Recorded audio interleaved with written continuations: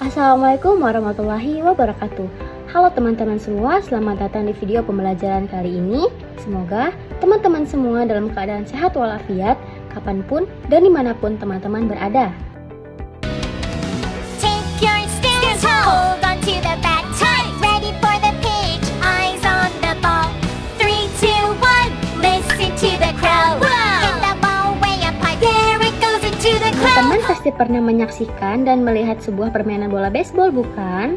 Prinsip dasar dari permainan bola baseball itu sangat sederhana teman-teman, di mana seorang pitcher atau pelambung bola harus melemparkan bola ke arah batter ataupun catcher, di mana ketika bola tersebut berhasil mengenai tongkat bat, pitcher tersebut diharuskan untuk berkeliling lapangan dan menghindari serangan-serangan oleh pemain lain untuk memenangkan pertandingan tersebut. Namun jika sebaliknya, bola tidak mengenai pemukul bat dan berhasil ditangkap oleh catcher, maka pitcher tersebut harus melemparkan bola kembali sampai bola tersebut berhasil dipukul oleh batter. Namun, apakah teman-teman tahu bahwa konsep dasar permainan bola baseball tersebut itu menggunakan teori dan rumus-rumus fisika loh? Kira-kira konsep dasar fisika apa ya yang digunakan pada saat mereka bermain bola baseball? Untuk menjawab pertanyaan itu, tonton video ini sampai habis ya. Sebelumnya, perkenalkan kami dari kelompok 3 mata kuliah Fisika Dasar 1 Universitas Andalas tahun 2024 dengan saya Asyifa Nur Andira dengan NIM 2410942022. Saya Pagan Lagiasanya dengan NIM 2410942020. Perkenalkan, nama saya Nabila Fahira dengan NIM 2410942019. Kenalkan, nama saya Muhammad Arif Budiman dengan NIM 2410942018. Baiklah, perkenalkan nama saya Aisyah Dona Rustam dengan NIM 2410942022. Nah, jadi teman-teman, dalam permainan bola baseball itu menyusun konsep dari teori fisika yaitu momentum dan impuls. Sebelum kita mengetahui lebih lanjut bagaimana cara kerja momentum dan impuls pada permainan bola baseball, adakah lebih baiknya kita mengetahui pengertian dari momentum dan impuls tersebut? Jadi teman-teman, momentum merupakan satuan ukuran fisika yang menghitung kesukaran benda bergerak untuk memberhentikan gerakan pada benda tersebut. Sedangkan impuls merupakan gaya kontak rata-rata yang bekerja pada suatu benda yang terjadi dalam selang waktu yang sangat singkat. Kembali lagi ke permainan bola baseball yang tadi, ketika seorang pitcher melemparkan bola dengan kecepatan yang sangat tinggi, maka seorang batter ataupun catcher akan kesusahan untuk menangkap ataupun memukul kembali bola tersebut dibandingkan ketika seorang pitcher melemparkan bola dengan kecepatan yang standar, maka seorang batter ataupun catcher akan lebih mudah untuk menangkap ataupun memukul bola tersebut. Hal ini disebabkan karena kecepatan merupakan salah satu faktor yang mempengaruhi momentum pada suatu benda. Di mana persamaan momentum yaitu P sama dengan M kali V, M merupakan massa benda dan V merupakan kecepatan benda. Jadi, semakin cepat benda itu bergerak, semakin besar pula momentum yang dimiliki oleh benda tersebut dan semakin sukar pula benda tersebut untuk berhenti. Selanjutnya itu ada impuls. Impuls bekerja pada saat bola yang dilambungkan oleh pitcher itu mengenai tongkat pemukul bat. Dapat dilihat ketika bola yang dilambungkan itu bergerak ke arah seorang batter dan mengenai tongkat pemukulnya, maka bola tersebut akan berbalik arah kembali menjadi 180 derajat berbeda dengan arah yang sebelumnya. Hal ini dikarenakan adanya gaya impuls yang diberikan oleh pemukul bat tersebut. Persamaan impuls yaitu I sama dengan F dikali delta T. F merupakan gaya dalam satuan Newton dan delta T merupakan selang waktu dalam satuan sekon. Impuls juga dapat dikatakan sebagai perubahan momentum pada suatu benda, di mana persamaannya adalah F dikali delta T sama dengan mv2 dikurang mv1. F dikali delta T sama dengan P2 dikurang P1. F dikali delta T dikonversikan menjadi I atau impuls sama dengan P2 dikurang P1.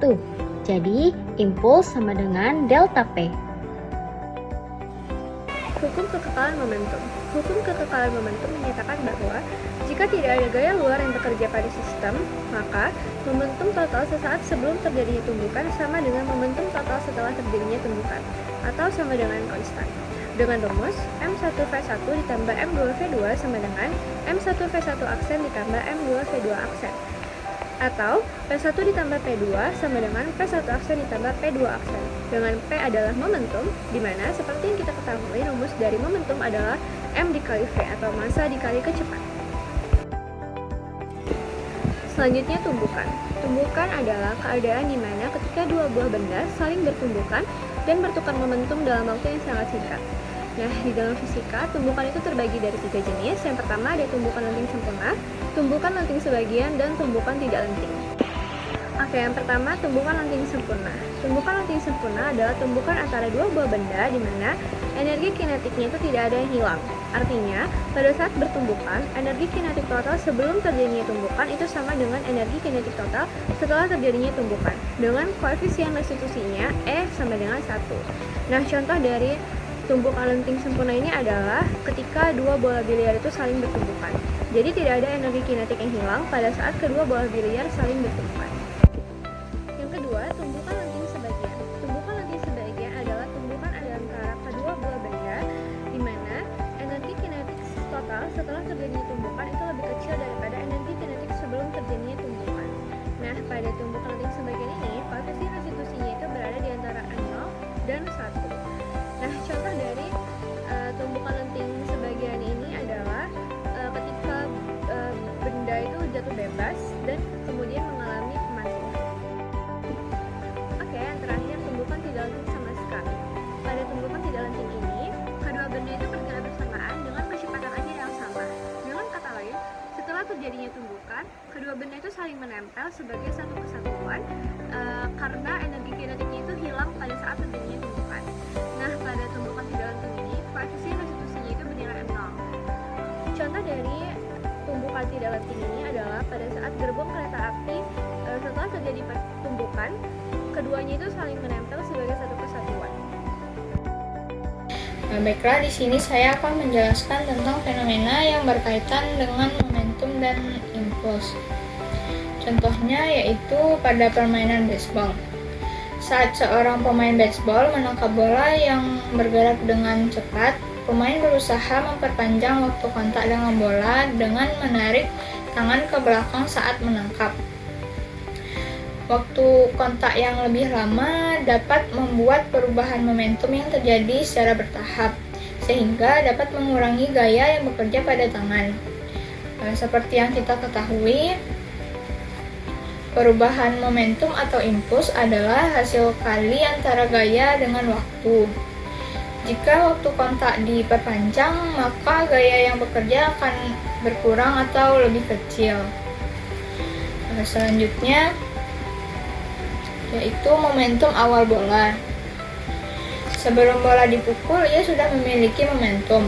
Momentum didefinisikan sebagai hasil kali massa dan kecepatan sebuah benda.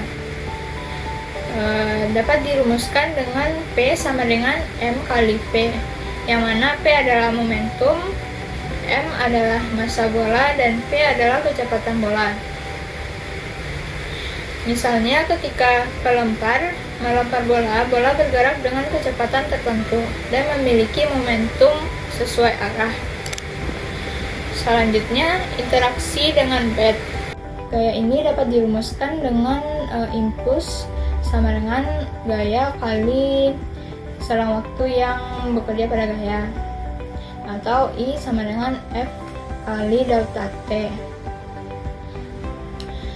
Jadi pada saat bat mengenai bola, bat memberikan gaya yang sangat besar pada bola. Gaya ini biasanya bekerja dalam waktu yang sangat cepat atau sangat singkat, yang biasanya dengan satuan milisecond.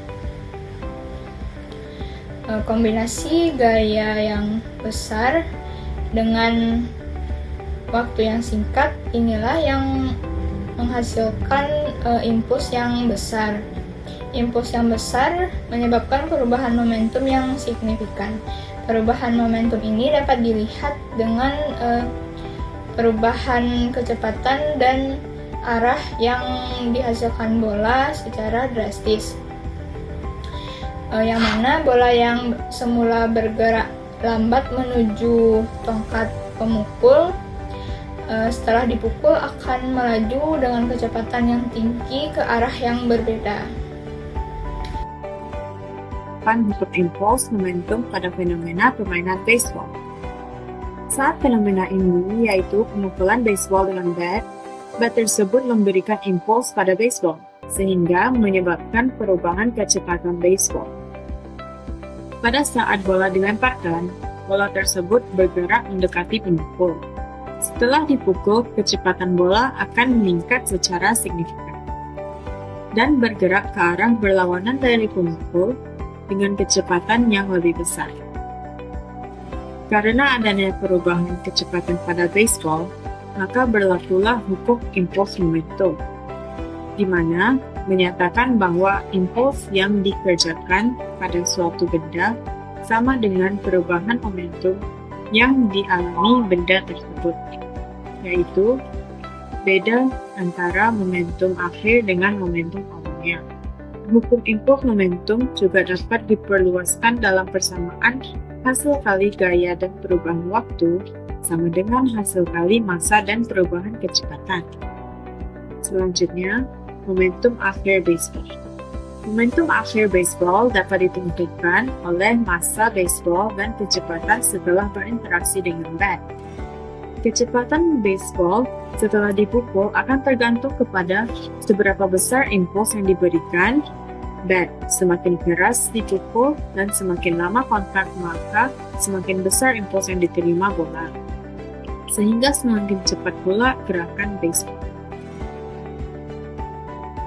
Pada kesempatan kali ini, saya akan menjelaskan tentang contoh soal impuls dan momentum. Soalnya adalah, pada sebuah permainan baseball, bola dilemparkan dengan kecepatan 15 meter per sekon. Kemudian dipukul dengan gaya 350 Newton, sehingga bola melambung dengan kecepatan 85 meter per sekon berlawanan arah dengan datangnya bola. Jika pemukul menyentuh bola dalam waktu 0,04 detik, maka berapakah massa bolanya? Maka untuk soal seperti ini, hal pertama yang harus kita lakukan adalah mengetahui nilai di dalam soal. Seperti yang kita ketahui, untuk kecepatan pertama bola yaitunya 15 meter per sekon. Kemudian dipukul dengan gaya 350 Newton, sehingga kecepatan kedua bola yaitunya 85 meter per sekon. Untuk delta T sama dengan 0,04 second. Maka yang ditanya di dalam soal, berapakah massa bola tersebut? Maka yang ditanya adalah M. Maka untuk menjawab pertanyaan tersebut, maka akan kita gunakan I sama dengan F dikali delta T. I sama dengan 350 Newton dikali 0,04 second. Maka I sama dengan 14 Newton second.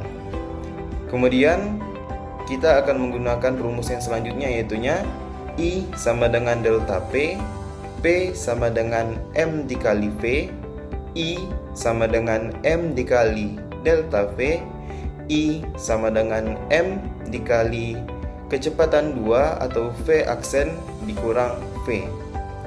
Maka langsung saja kita konversikan, maka menjadi 14 sama dengan M dikali 85 dikurang minus 15.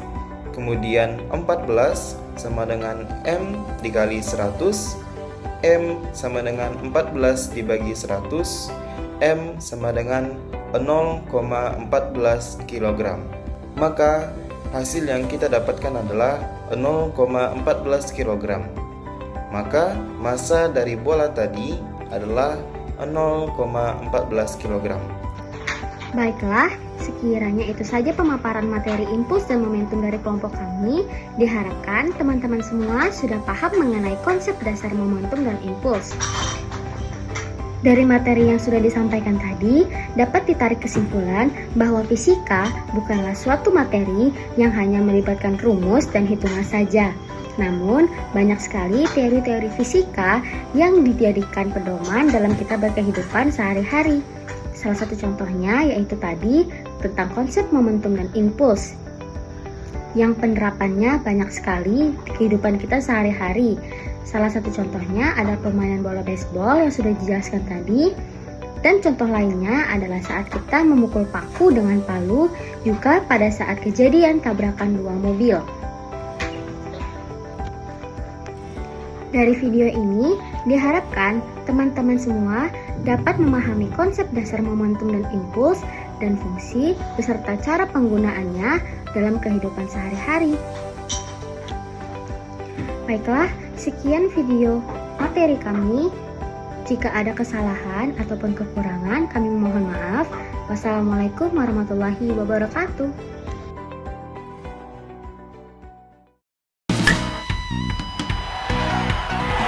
Another home run!